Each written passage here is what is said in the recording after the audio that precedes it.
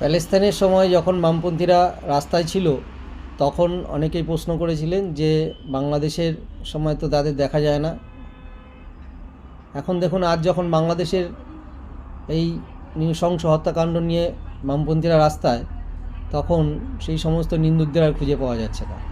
আসলে এই পৃথিবীর যে কোনো অংশেই কোনো শোষিত নিপীড়ন হলে, শোষিত মানুষের ওপর নিপীড়ন হলে সেই নিপীড়িত মানুষের পক্ষে এবং উগ্র সাম্প্রদায়িকতার বিরুদ্ধে বামপন্থীরা সবসময় রাস্তায় থেকেছে, আছে এবং ছিল। এদেশেরও দিল্লি,